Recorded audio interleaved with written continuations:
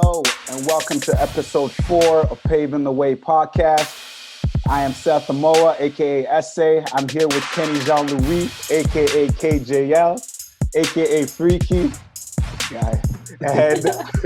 And we're also here with someone very special who's all about winning, known in Montreal, Quebec, Canada, North America, name it. You know, she's all about winning from the get-go, from the moment she stepped on the court. You know, she's still winning, doing some really good things right now. We're here with Miss Dianna Ros. Merci. Merci d'avoir accepté l'invitation. Je sais, Seth t'envoie un message directement, t'as dit oui, on apprécie qu'on parle de basketball Québec. Il n'y a pas beaucoup de noms qui viennent avant toi. Donc, merci encore pour d'avoir accepté l'invitation. Man. Non, merci d'avoir pensé à moi pour vrai. I appreciate it a lot. Cool. Good. So yeah, just to start off, you know, what I'm sure a lot of people are wanting to know, you know, how did you start playing basketball? Where did it start from? Why don't you play soccer or another sport? You know? Honestly, so I got to École Secondaire Saint Laurent, and basically it's called Concentration Sport, okay? And Concentration Sport, it started the year I got into high school. And my sister and I were probably the last picked, and our AD at that school used to tell us, like, you guys were the last 2 picks, and we're like, you know what, just get them into the program. And I think that's my luck started that way, honestly. So we started en concentration sport, and all the girls in my team decided, oh, we want to play basketball, whatever. So, you know, we decided to jump in and try out. So I just followed basically my friends, and somehow I just, you know, it came with it, you know, the passion came with it, and I never stopped. Okay, Can you talk about the evolution? Because were you guys winning from the get-go? Because you guys won. Can you talk about the evolution a little bit? Hey, listen, I can tell you a game we lost. It was, I think, 94-2. Yeah. We went to, we lost, like, and the 2-point, like, this girl just chuck up a shot, you know, type of thing. Yeah, we got smacked so many times, man. And honestly, my growth, and like I wasn't good in my first 2-3 years. Obviously, you just started playing basketball, right? And I didn't hit a growth spurt yet. I was probably 100 pounds at that point. Super skinny, super small. But I loved it at that point. I loved it. So I just played. I was watching practices. I was watching people playing. I was just around the ball so much, you know? And so, no, we didn't win a lot. Actually, my last year at Saint Laurent, we won La Ligue Civile. Mm-hmm. That's the only league we won. And then from when I graduated, they won 10 in a row, provincials in a row, or 11 in a row type of thing. Mm-hmm. My last year in high school, we lost against Centennial by 3 points. No, actually by 2, 47-45 against Centennial, and against girls like Shelby, y'all know, Raposo, and the other girls that went to Vanier afterwards. So. Yeah. Okay. I want to know. I want to know something. I want to know. So you're saying you guys weren't winning at Express and all that. So what was pushing you to keep playing if you guys were losing and every year, like, you know? So honestly, like, we weren't losing all the time. We were losing like probably grade 7, 8, 9, but then we started winning a bit more, right? So we were getting on the map slowly but surely. But it's a culture, right? At Saint Laurent, at Émile Legault, there's a culture that you don't really you can't really turn your back on, right? You know, women's basketball over there, girls basketball is huge. I think even more so on the women's side than the men's side today. Yeah. And whatever Dan Lacasse has done, and what kept me around is you know, the people, the staff that were there for us. You know, it's as crazy that they sound when they coach. They're actually great human beings, you know. So Dan Lacasse, like, gave me so many opportunities as a kid that, you know, I can't thank him enough for today, you know. So c'est vrai. No, keep going. And then, like, I was probably, let me say, 13 years old, 14 years old. He brought me to the state with him with his juvie team, and I was in probably grade 7 or 8, you know. And I was lucky that he brought me. I was probably 100 pounds. He's like, D, you got to bring a pair of extra shorts and a t-shirt to wear underneath the jersey because the jerseys are too big for you.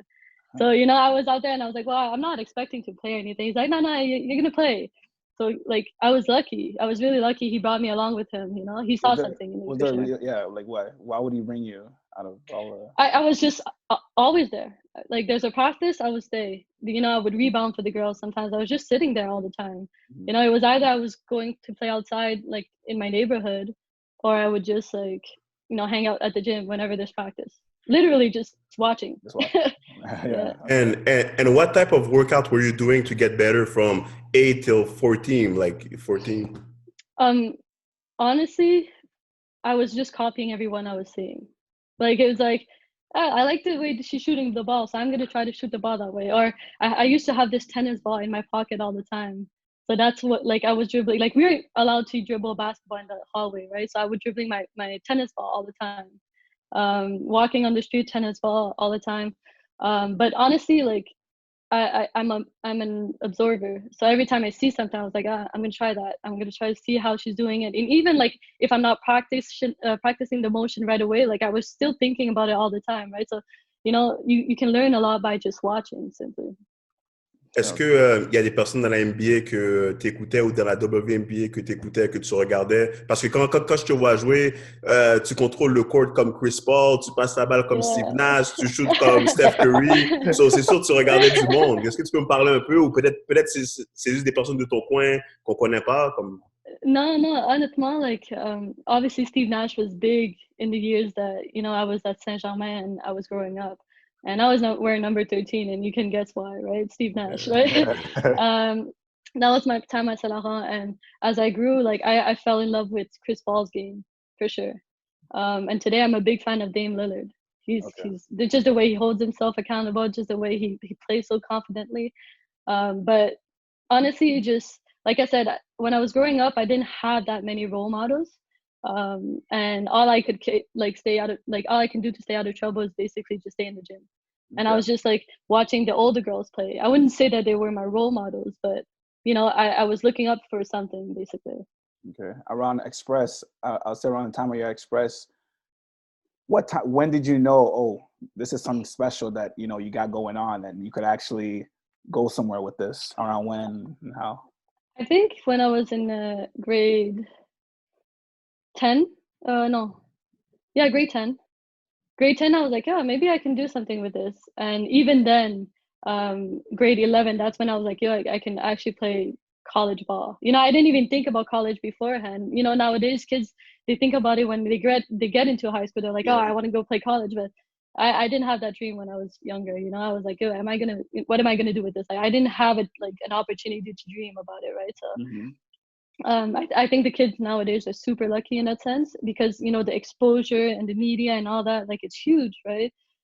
So no, I really got to see about college, maybe grade 10, 11 at most, you know? Okay. So, and when you were, so around that time, grade 10, I guess when you kind of figured out, oh, I can actually do something with this.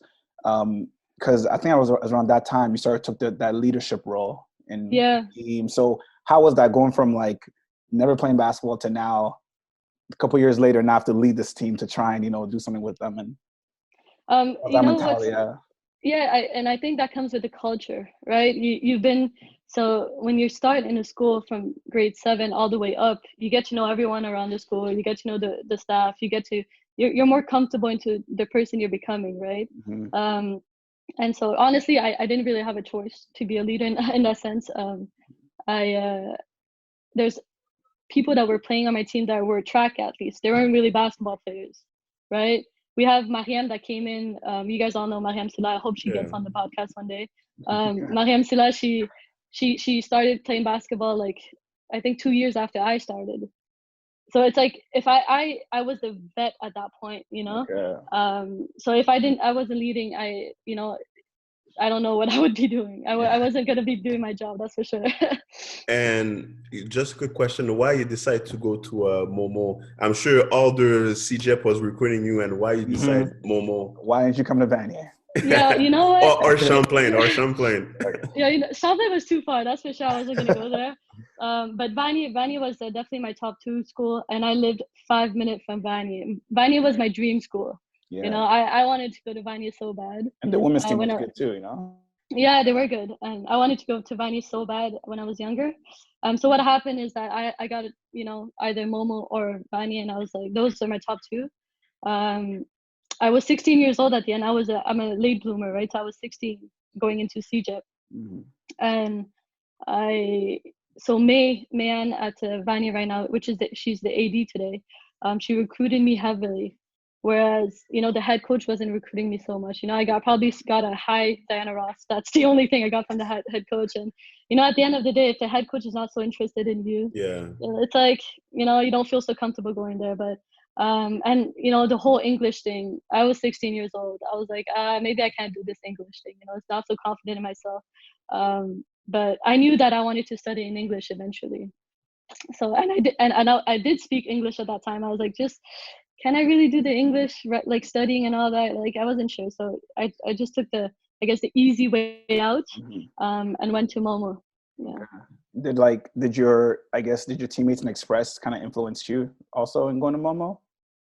No, not at all. Actually, I think I'm the first one to go to Momo at that point. Okay. I was the first one, and when I decided to sign at Momo, Tina Pondani, that was at Express back then, she's a couple years older than me, but I think she signed at Dawson, if I'm not mistaken, and then she transferred to Momo. So we got into Momo at the same time. But at that point, no one from Express went to Momo yet. So I was the first one to go in. And after you signed your, I guess you're going to Momo that summer. I want to know. So what did you do that summer to improve so heavily to go? Yeah. So I played on Team Quebec that summer. So once again, like this kid that doesn't, that wasn't dreaming about any basketball thing, or wasn't giving myself opportunities. Dan Lacasse was like, "Hey D, like you want to go to Team Quebec trial?" I was like, "No, okay, let's go." So I go out there, and I'm clueless. This girl's clueless. Never seen all these girls that were there. Finally made the second cut. Ended up making the team. Right, by my surprise, I make the team. I'm like, oh, this is pretty cool. I was the last name called, basically. Jeez. Right, so I was super excited about it, and it's a great experience. Right, so I was on Team Quebec the whole summer, U17, with Mariam as well. And I learned a bunch, playing against the best in Quebec. You get to practice against them, so you improve, right? Can you talk a little bit about the difference between high school and CJEP? Like, what was the biggest difference? The physicality. It's insane. I told you, I was 100 pounds back then, but I graduated at 120 pounds. That's nothing, Yeah, it's like baby weight. I basically just had like skin on bones. As much as I was trying to lift and all that, I was just not gaining weight. But I'm a late bloomer, right? So as soon as I got into CJEP, I got pushed around all the time. After my first year, I gained 15 pounds of muscles too. Like I started putting some muscles on and stuff like that. I lifted a bunch. But the first year was a struggle year, coming into an environment where, I'm used to Saint Laurent, where there's a lot of immigrants, right? Yeah. A bunch. So it's like I'm used to, the whole multicultural thing. And I get to Momo, and I'm like, this is so different, There's except me and Tina and another girl, that are, two Black girls, one Asian girl. We didn't have that many colors, right? And it's just the culture that is different. The people are super nice regardless, but I wasn't used to it, I was probably, we were the only that didn't have parents coming to games either, and that makes you feel some type of way in a sense, right? But when you're at Saint Laurent, no parents come around, so it's like, oh, okay, that's fine. We're like the other kids, and you go somewhere else, and it's like, shit, this is different. Yeah. So how did you stay motivated? Honestly, I just wanted to be the best. We got smacked so hard in the first year. I think we finished 6th in the season. We just squeezed into the playoff. And we lost against Bani in the first round at Trois-Rivières. And I remember this till this day, man. Listen, we got into the locker room, and that year was starting too. So the first half of the year I wasn't starting. The second half I was starting. I was starting to build something, but I made a bunch of mistakes. The coach just let me out there and try to, teach me something. But I had many turnovers. I was like a machine back then. But I was trying to hold myself, you know, like, so we go and we play in the playoffs. We get smacked by Vanny, I think. We come out, and in the locker room, the girls, like after the whole speech, some of the girls got bottles and start drinking. And I'm like, yo, I'm from Express. We don't do this thing. Like, we get mad for like 3 weeks and we don't talk to each other. Like, you know, like my thing about winning, it's like, yo, you don't just celebrate after, you know, but for them, it's their way to, you know, release, you know, yeah, to go through that grief of losing or whatever, you know, like that's their own way to deal with a loss. But mine, it wasn't like that. So I got out the locker room and I saw Dan Lacasse there at that point, and I started crying. He's like, "What's wrong with you?" I was like, "Yo, these girls don't care. Like, they just start drinking." And he just made me think, be like, they have nothing to lose. Like, you have everything to lose at this point, right? So you guys won't play for the same reasons here.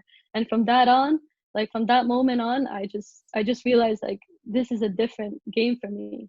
You know, this is my life at this point, right? So I needed to win so bad, right? So that was a good teaching moment for me, basically. Did you talk to those girls or no?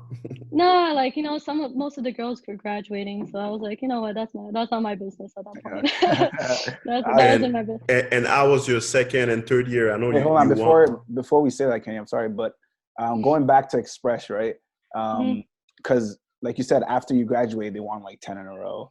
And especially being a female, like, and Express, the female sports team, the basketball team is pretty known. How did you feel? Not, I guess, maybe not holding to, like, you know, there's like a standard, but I guess you didn't really get to that standard. But then after you left, they got there. Did that impact you in any way after you left or while you were there? Or, you know, it didn't impact me as much as when it happened at McGill. So, so that, like, it, and you know what the coaches do really well? They really make you feel a part of the culture. You know, I didn't win a provincial at Saint Laurent, but they keep saying, like, you know, you guys built, you know, you guys were the giants that they stood on, right? So they keep saying, like, we build the program. So being a part of a building program is as much, it's as great as, you know, winning part of it. Yeah, right? yeah. Okay. Exactly. And then your second and third year, you guys won, huh? Right? You guys. No, so I think the second year we lost against Dawson in semis, and yeah, it was a better year for sure. We were better than ranked 6th. I think we were ranked, if I'm not mistaken, 4th. We won semifinals, and then we ended up playing Dawson. We won quarterfinals, and then we ended up playing in semifinals against Dawson, and we ended up getting a smack once again. I think by 26 or 30, something like that. So embarrassing that I didn't even go in the gym and watch the men's game after that. Yeah, it was embarrassing, but the fun part about it is that our recruiting class, we were all coming back. Right. So we knew that, you know, we made progress, and we knew that we were going to be much better the following year. And our coach as well, we had switched coach too from the first year to the second year. We switched our coach, and Guillaume Giroux, which coach at Laval today. Yeah, he was assistant back then because he was having another job, whatever. And then he came back again and became our head coach for my last 2 years. Okay. And being the point guard, being the lead on the court, tell us about some of the challenges that you faced, you know, because I know it's a tough task, you know, especially, so we can talk about that. I mean, you know, when you lose that way, it's like, I'm big on being accountable. I'm huge on that. I'm all about, you know, taking responsibility and being accountable, whatever you do. As a point guard, that was me. It was always like, you know, you didn't catch the ball, my pass. I should not put you in that position. We lost this game, then what should I have done better all the time? So it was hard. And, you know, as much as it was hard for me that summer, it was much, it was easier in a sense that I worked even harder that summer, right? I put a lot of time in the gym. Once again, you know, lifting weight because I was getting, again, bullied left and right. But I'm a tall point guard, right? I was a tall point guard, let's say. So, like, I wasn't as fast as the, like, chunky point guards, the smaller ones with, you know, that are tougher.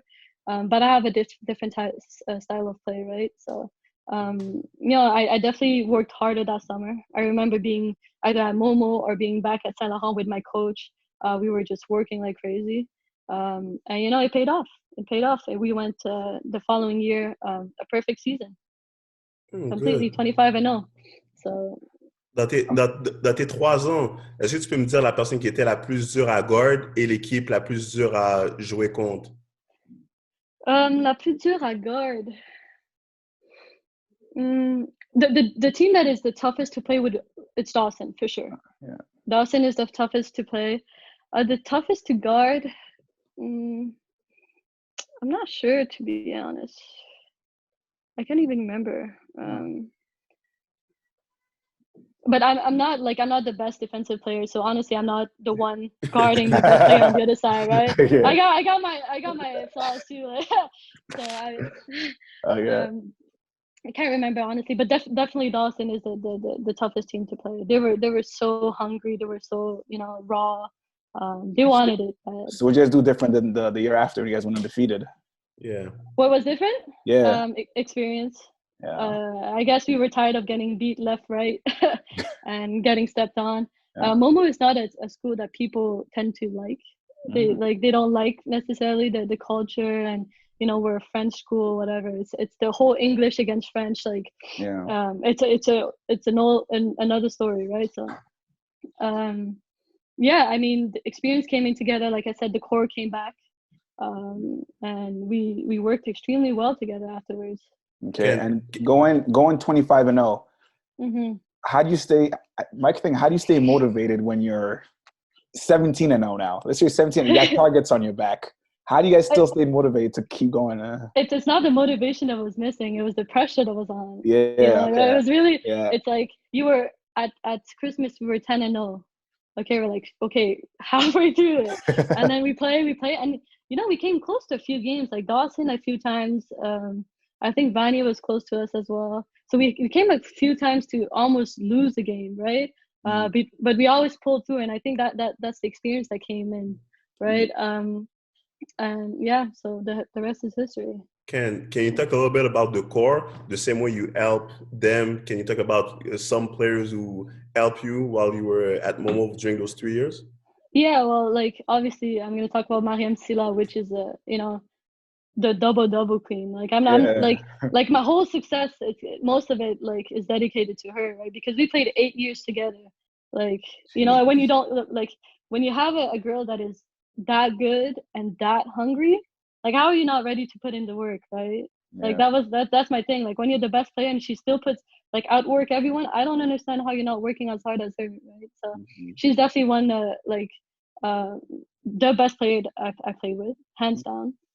And then I have Cynthia Sousa, which is another guard. She was younger than me, a year younger than me, but she was tough. She was a defensive stopper. She can shoot the ball.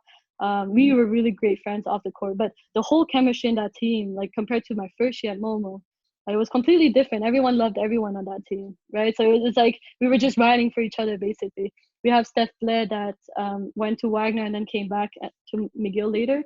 She was a sharpshooter. She was great footwork, great hands inside, but a four that can step out and shoot the ball as well. So you can't find that many of those.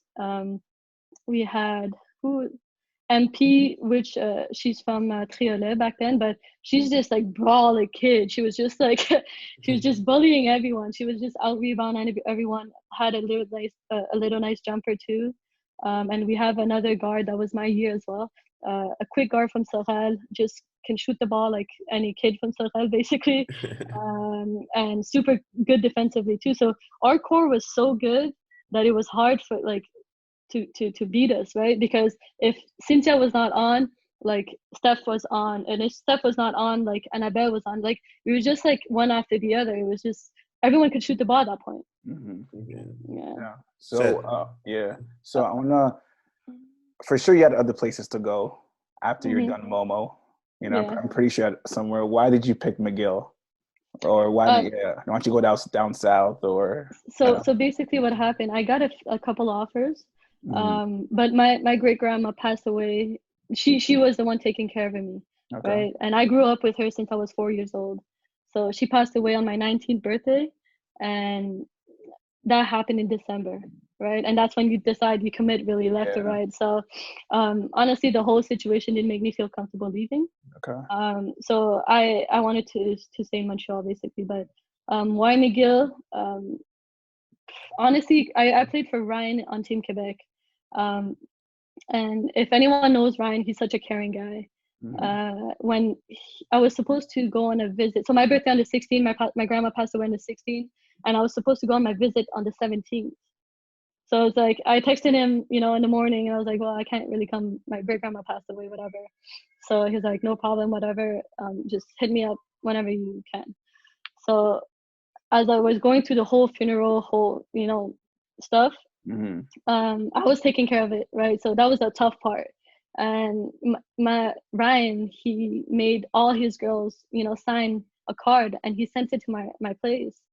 And you know, when he sent that, like, maybe he didn't, like, I don't even know, like, if he knows how important that was to me.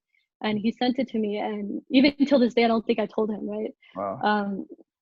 And that was the deciding factor.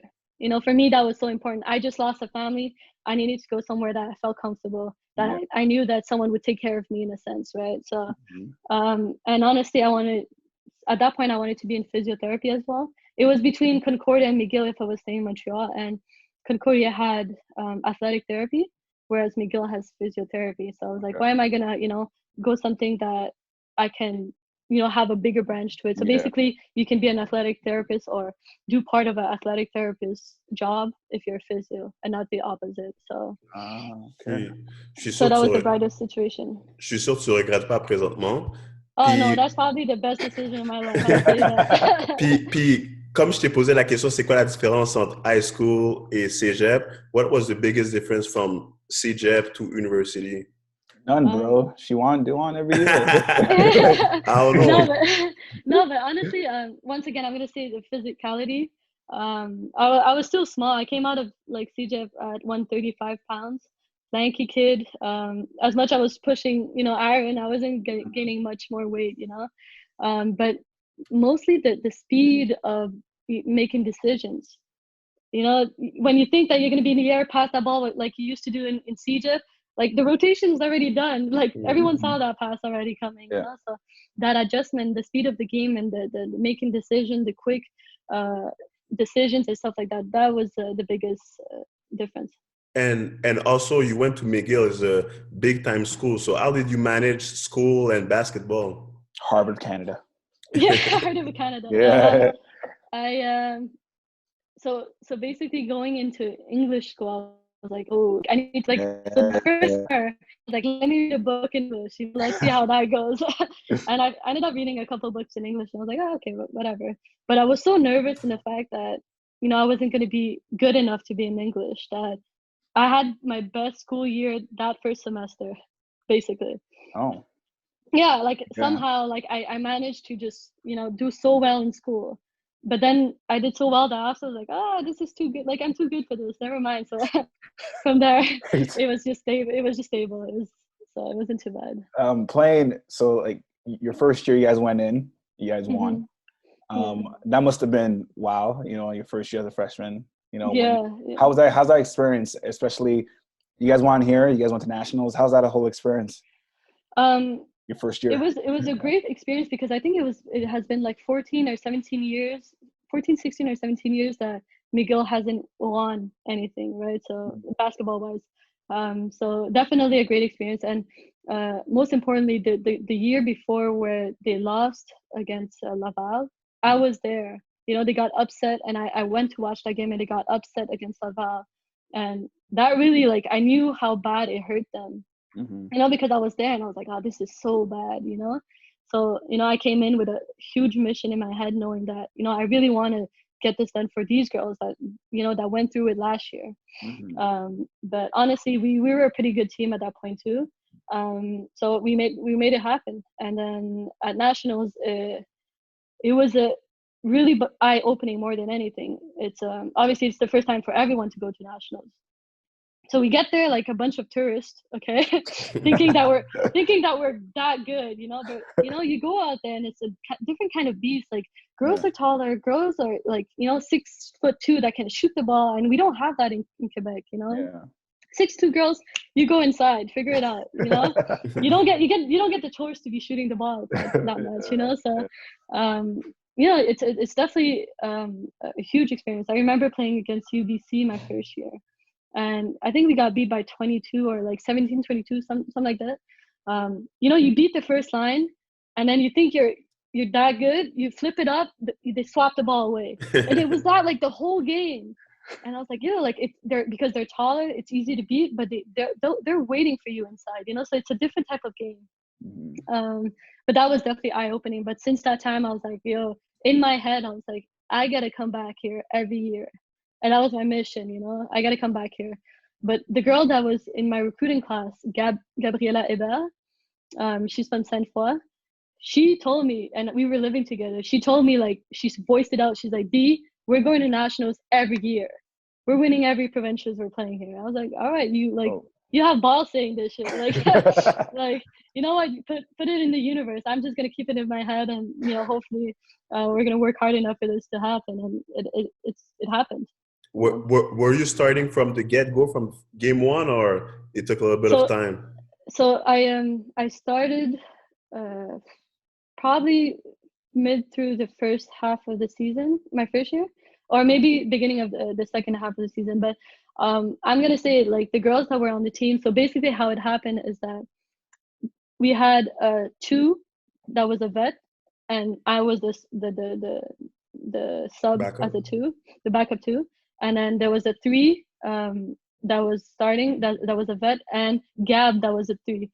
So whenever, he started the vets on, and he would sub me and Gab in, we were just running everywhere. The pace of the game were too fast for the girls to follow us, because we have fresh legs at this point, so we were just going too fast. So Ryan made the decision to switch it up, have one vet come off the bench, me starting. So I'm more of a creator, so I was looking for the shooter a bit more, and the vet that was starting as a two back then, she was creating too, so she was able to find Gab as a spot up shooter, right? So it was more of a technique, or like a strategy for Ryan to balance the lines a bit more that I was starting. But yeah. So that's how it happened. I want to know, so you're at McGill, you guys are winning every year. Mm-hmm. How was it balancing the student athlete life, balancing both of them, especially the school that you went to, especially the program that you were in, and you guys are winning, so you're obviously working hard. So yeah. It was definitely hard. Definitely a lot of nights that you weren't sleeping a lot. There was a lot of parties going on. You really had to choose. You really had to choose what you were doing or not. And if you did want to go to a party this weekend, you better put in the work, throughout the week.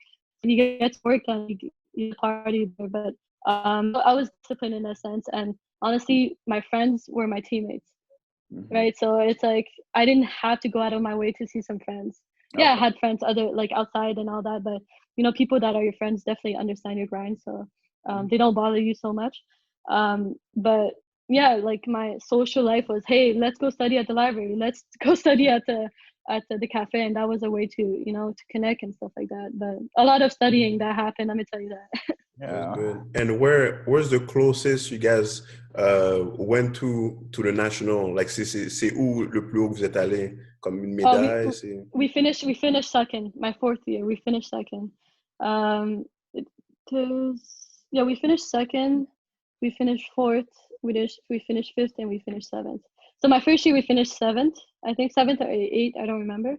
My second and third year we finished fifth. My fourth year we finished second, and my fifth year we finished fourth. Okay, yeah, because I remember when I was at CBU, Cape Breton, I kept hearing McGill winning, and I just like, okay, this year they're gonna win nationals. This year they're gonna win that, and it always got close, but never happened. What effect did that have on you going to the next season? Knowing that you're this close. It's I don't know. I don't even know, but at that point, like, you always like, you weren't thinking about provincials anymore. And that's the crazy part. Yeah. We didn't even think about our conference, and that's so bad, because our conference were pretty good too, but we were just thinking, we weren't even celebrating, our provincials sometimes, and then we were just thinking about nationals, and it was such a always pressure. Let's get this done. Pressure. But I think the coaches handled it pretty well and managed it so that we did feel the pressure, but it wasn't overwhelming in a sense, But we had a lot of expectation for ourselves, so it was like, as much as the pressure from outside was huge, we put that pressure on ourselves first, right? We wanted to win that bad, so. And how was it for you? Like that pressure, because remember you're starting point guard, so. And I know I played with point guards, and point guards kind of have this kind of pressure on them because they're the coach on the court. The coach on the court, you know. So how did you feel? How was that on you? Yeah. So one thing, I had a great relationship with Ryan going on. So like the first couple of years, I was a knucklehead too. I'm not gonna lie. I made it hard for him. But once I understood where he was coming from, once I understood what he wanted from me, and once I understood what he saw in me, it went really well. And today, like, Ryan is like probably, if I had to walk down the aisle today, he'd probably be the one walking me down. You know what I mean? Like, and that's our relationship today. Me having a great relationship with Ryan throughout my 4th and 5th year, where the pressure was really high, made a whole difference. And I had Mariam, which is a leader, but she was someone that showed the example. I told you, like, when your best player really outworks everyone, it's like, I need to put in work too. Like, you guys come in the gym.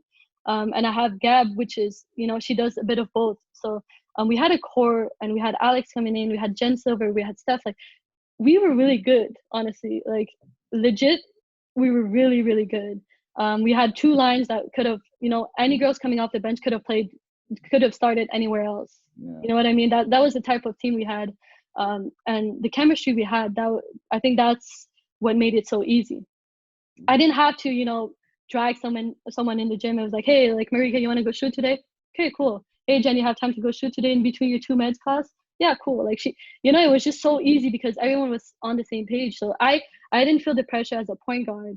Like, yes, losing in like season games, I would be like hella pissed, and I would, and retrospect it a bit more and reflect on it a bit more. But I didn't feel like I did much more than the other girls in a sense.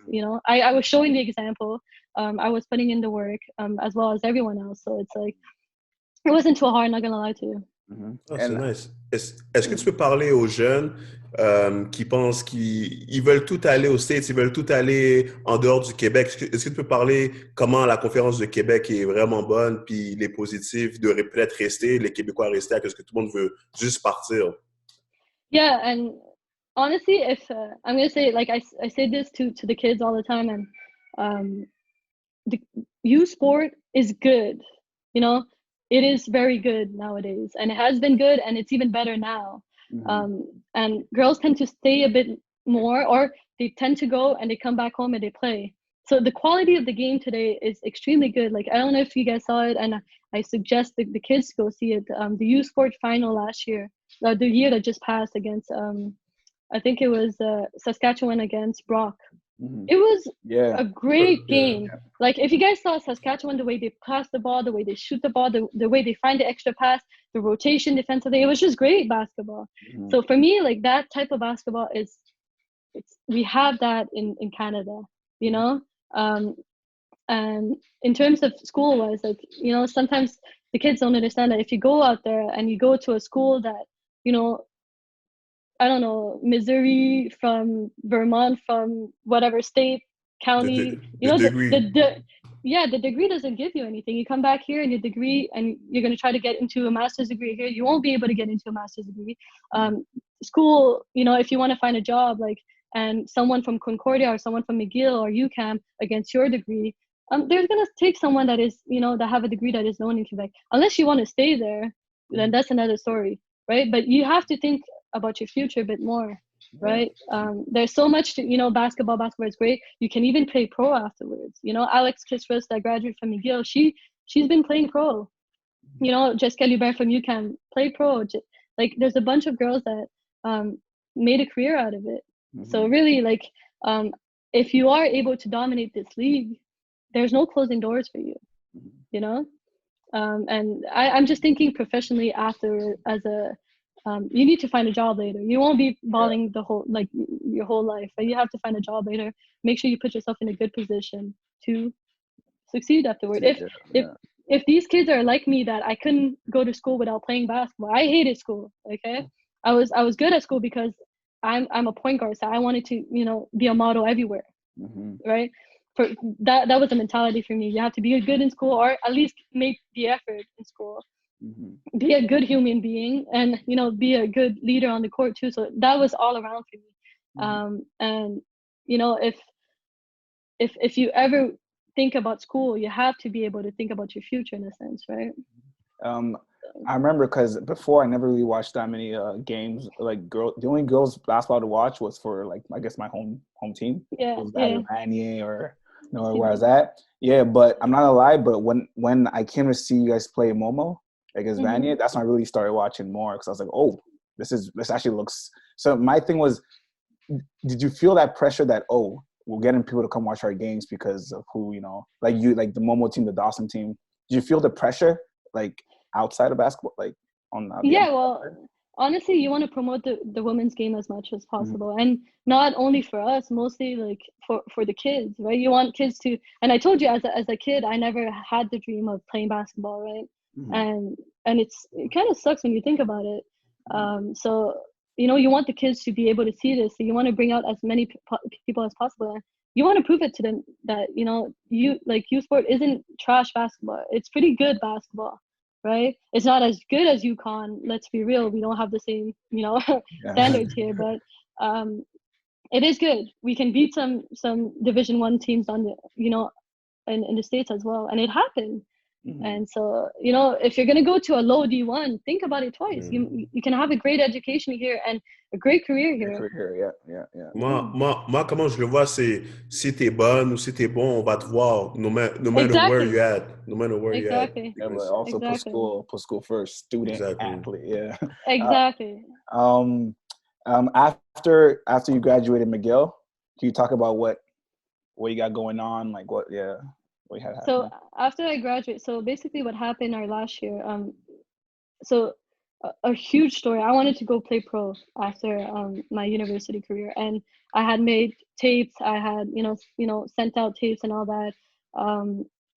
But during my season, my last year, I had a concussion for five weeks. I was out, and the timing was so tight with provincials that I had 1 week to get ready to play at provincials. Right. So I overtrained in that time, and I didn't train for 5 weeks. I overtrained for that week, and I got back to playing at provincials. We won, and then I had another week at nationals. So I came out of it with a stress fracture. I was playing on a stress fracture in my tibia at nationals.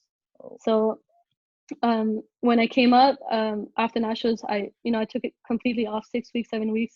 I was working on the whole mixtape or game tape, whatever.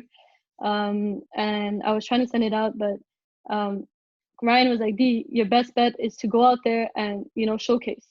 You have to go showcase. You have to show up in gym. People are going to love your game, so it's going to be easier for you to get it that done. Because if you're not a tall guard that can really do it all, they can find guards everywhere, right? It's not like bigs, and it's harder for guards to find a contract pro than bigs. So that's how the world is set. So I had a stress fracture then, so I was in a boot for 2 months.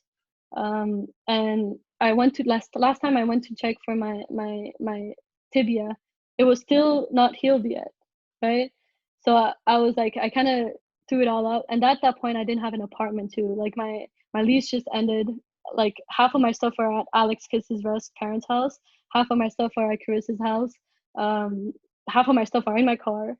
So it's like I was bouncing from home to home kind of thing. C's was nice enough to keep me at her place at some time. Maud, that wasn't at home, like she let me her place at sometimes too.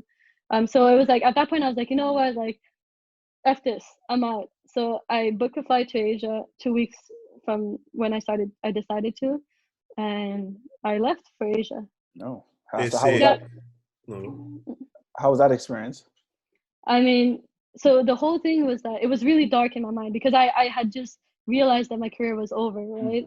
I was in a good mental space, and my friends could tell you that I was really not, and I'm not normally super loving, super nice, and just chill. I wasn't well, that post-career thing is a real thing. Yeah. So that got stripped away from me. So when I decided to leave, I needed to know that I was okay to be on my own, basically. That was my whole challenge. It's like, hey, you've been on a team the whole time. You go to a new school, you still have, 12 teammates or 11 teammates on your team, So it's like, you really don't need to make friends out of it, right? And I'm out here, like, once my career is done, it's like, hey, can I make it out this world without having 11 people to lean on? So basically booked my flight to Asia with a backpack, and I left for 5 months. And I'm still here, so I made it all alive. And when the idea of coaching came in your mind? So when I was in McGill, Alejandro, he came to the McGill clinic at some point, and we crossed paths, and he said, "Hey, like, would you like to coach?" I was like, "Not really." But he planted that seed in my head, basically. And when I was in Asia, I remember this night I was in Thailand, up in Pai. I got a call. It was probably 2 a.m. I get a call from Melissa Langelier, and she's like, "Hey, Dee," like, she was the coordinator at Team Quebec basically back then. She's like, "Hey, are you interested in coaching, whatever?" And I said, "Maybe. I don't know. Like, I don't know when I'm gonna be back. Like, I can't tell you really. Like, So she's like, "Okay, like, we'll keep you posted. Keep us posted." And I get a second call later by Reynaldo. He's like, "Hey, like, would you like to coach with me? Blah blah blah." And I was like, "All right, like, let's do this, right?" So I'll call you when I get back to Montreal. So finally, it just so happened. So I was involved with Team Quebec at that point. And when I came back to Montreal, I found a job as a physio. Right off the plane, I got a call because I was applying out there when I knew I was coming back. So I started applying, right? And I got a call right off the plane. Got an interview, 4 or 5 days later, and started my job as a physio. And so at Vanier, how I got the gig at Vanier, my assistant coach at McGill, Ricky Bowles, which I have a great relationship with, she decided to take over at Vanier as a head coach. So the first thing she did was hit me up with a call, right? She said if I was interested or not. So I didn't even ask question. I was like, "Yep, done." Like I didn't ask about money. I didn't ask about involvement. Like I just said, "Ricky, you're going to Vanier. I'm coming." Done. Okay. And that's exactly how it happened. The coach at Mo were not mad? Yeah. I got a few shots. Not gonna lie to you. I got a few shots. But not by coaches. I got a few shots from the alumni. I got a few shots by people that are part of Momo family. Will always be with me. I won a nationals at Momo. We had a perfect season. Tell me someone else that had a perfect season. Like you can't take that away from me, right? So I mean, they didn't offer me anything at that point. So and what type of coach are you? Like what type of coach are you? Like so I can be the bad cop and I can be the good cop type of thing. But I base my whole life on relationships. So everything I do, it's about the kid more. I tend to have a great relationship with the kids just because I'm relatable, right? I relate to these kids easily. Most of these girls like come from the same background as me, so it's like it's easy, right? I tend to motivate them a lot in a sense. I'm super detail oriented. If you try to skip steps, I'm not gonna be happy with that because details matter, So I'm that type of coach. But I'm definitely like a sister they can lean on as well. When they have girls problems or other problems, like they tend to come see me first. Just like I said, I'm easy to talk to. But I'm definitely a very I have a lot of standards when it comes to playing the game the right way. I think the game should be played in a way more than another way. So yeah, you can't just kill the vibe of basketball. You can't kill the flow of it, right? It has to be played in a certain way. Spoken like a point guard, bro. And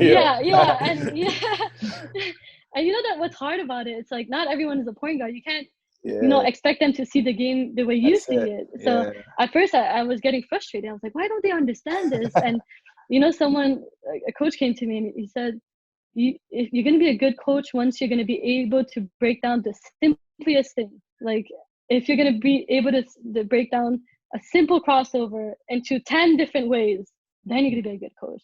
If you're not able to do that and you're repeating the same thing and they still don't get it, well, you're failing as a coach. So I was like, all right. Je suis sûr que tu es déçu que, à cause de qu'est-ce qui se passe, il n'y aura pas de Team Québec cette année. Yeah, really, honestly, and I keep telling that to the people around me. I think I have more fun at nationals with Team Quebec than all the kids. Like I loved going to nationals. I love, doing the whole video, cutting video, like competing. I love all that. So I'm pretty disappointed, and I always have a good time with the kids. Obviously, it's a summertime. I worked with the girls, the U15 girls, for 3 years. So these girls, all they want to do is learn. Mm-hmm. They're so young and so innocent. All they want to do is learn. So they're all ears, all eyes. They just want to apply everything you say. So that's the fun part, right? But it's gonna happen again. So I'm pretty hopeful for that. Tu restes en contact avec eux? Do you stay in contact with them even though? Not so much because we haven't started, because I moved up to U17 now. Okay. And we haven't started the whole process until like all this broke down. So it was kind of hard to get in touch with them and all that. So, okay. But we like with my Vani girls for sure. Okay. Yeah. So before we cut short this conversation, which I want to keep going for more and more hours, I want to play a little game with you. Start, bench, and cut. Ooh, okay. Start, okay. Bench, okay. All right. All right. So Kenny, what was the? Okay. Would you? Yeah. Go. No. It was. You have to start, bench, cut. Either, but you didn't win at Express. She didn't win at Express. Okay. No, but would you? You know how you started, I guess, at that around. You helped build Express, right? Yeah. So that whole experience, building Express. Okay. Mm-hmm. Yeah. Okay. Okay, that's one of them. Winning a national with Momo. That's another. Mm-hmm. And winning 5 years with 5 years at McGill. Which one would you start, bench, and cut? I'm gonna go start with Momo. Nationals? I mean, yeah, nationals. I mean, it's not even nationals. The whole season, we went 25-0. I mean, that's true. That's hard to beat. I'm gonna say it again. Not many people did it, right? So, that felt extremely good.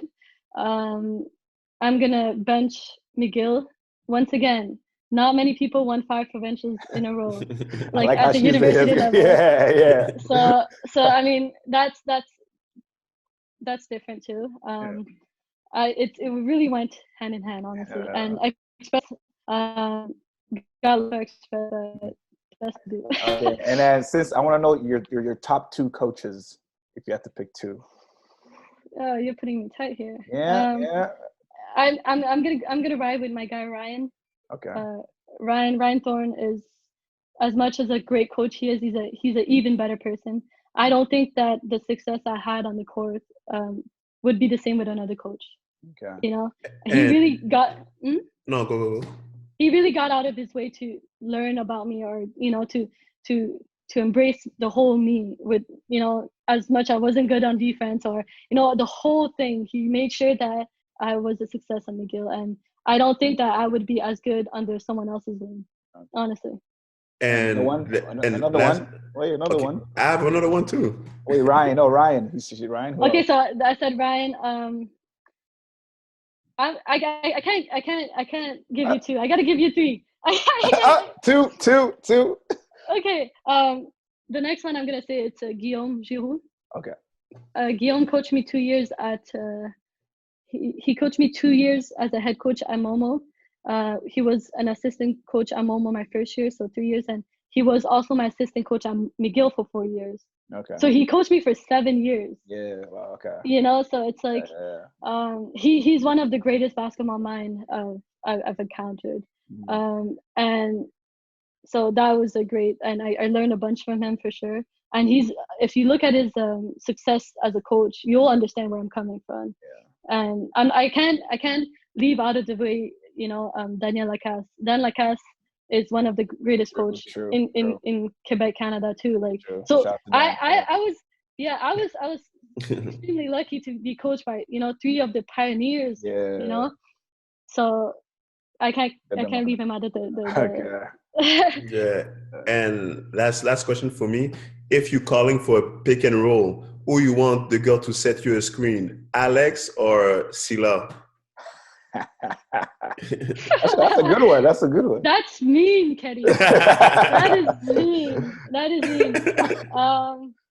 I I gotta say Mariam. You know why? I'm gonna break it down to you. When you play 8 years with a girl like that, you know all the ins and outs. Like, when I bring up the ball, the first person I'll be looking at is Mariam. Where is Mariam on the court? Like, it's such an instinct at this point that, like, I know exactly how she's gonna roll. I know exactly where she wants the ball. I know exactly when she wants the ball too. So it's like, it's a no-brainer for me in a sense. But Alex is one of the, like, and I'm gonna say it, and I keep saying it. Alex is probably one of the smartest player I played with. She understands the game so well. That's probably why she's one of the best passers I played with too. She's good with passing the ball, as much as she has a nice touch around the rim, as much as she has that little Kobe fadeaway that we call it. And she has a great jump shot too. So it's like, both are great, hands in hand. Two of the best players I played with, right? Okay. For sure. But when you play 8 years with Mariam, 8 years with Mariam, like, you can't go away from it. Yeah, that's true. Anyways, man. So listen, I appreciate you coming on here, talking to us about your journey and about the challenges you went through. And I really appreciate it and help elevate the basketball game, especially from the female perspective. Elevate the way it is in Quebec, because when you think of Quebec basketball, you think right away Dianna Ros. Appreciate that. Yes. And I thank you for being on here for real. Merci d'avoir accepté l'invitation encore, man. C'est un plaisir, puis j'espère que tes jeunes vont écouter l'interview puis ils vont apprendre de quelques trucs, man, que tu viens de dire. And at mine, when Seth asked me to do it, I told him, I was like, I'm definitely not comfortable doing this. Like, and even less, like, I didn't even know we were going on Zoom, So, like, now you just tricked me on Zoom. So, like, honestly, I didn't want to do it at first, but if I can share my story and help the kids, that's my way of giving back, right? Anything to grow the game of basketball on the women's side, I'll definitely do it. So thank you for thinking of me, thank you for inviting me on this, really. And I appreciate it, man. So for our listeners listening, please don't forget to subscribe on our platforms. Once again, my name is Seth Amoa, a.k.a. SA. My name is Kenny, a.k.a. KJL, a.k.a. Freaky. Okay. Stay tuned for episode 5.